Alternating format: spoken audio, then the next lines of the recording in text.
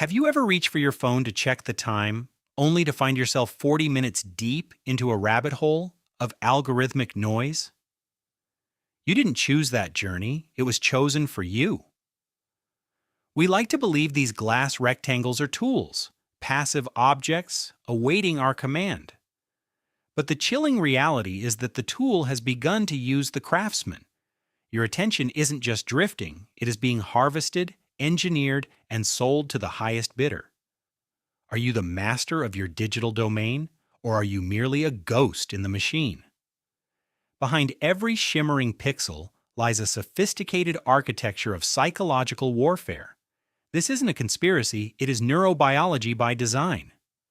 Silicon Valley engineers leverage a mechanism known as variable rewards, the same principle that makes slot machines so addictive. Each swipe, like a notification, triggers a microdose of dopamine, the neurotransmitter of anticipation.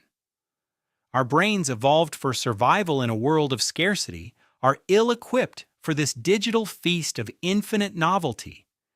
This bottomless bowl effect tricks our satiety signals, keeping us scrolling long after the pleasure has turned into fatigue. We are living in a giant operant conditioning chamber where our behavior is being shaped by intermittent reinforcement.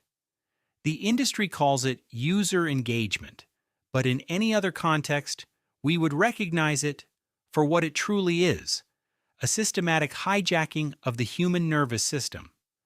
We must ask ourselves, what is the cost of a free service? In the digital economy, if you aren't paying for the product, you are the product. But it goes deeper than data mining. We are trading our most precious, high finite resource, our presence, for a simulation of connection. We have exchanged the depth of a quiet afternoon for the shallow breadth of 1,000 status updates. This constant fragmentation of attention prevents us from entering flow, that sacred state of deep work and creativity where the soul truly breathes. Philosophically, we are losing our autonomy. When an algorithm predicts your next thought, does that thought still belong to you? We are being curated into echo chambers that flatten our complexity, turning us into predictable data points. We have become terrified of boredom, yet boredom is the very soil in which original thought takes root. By filling every silent gap with a screen, we are suffocating the inner dialogue necessary for self-awareness. We are more connected than ever, yet we suffer from a modern loneliness. The loneliness of being together alone, staring at the blue light while the real world flickers and fades in the periphery. To reclaim our attention is to reclaim our lives.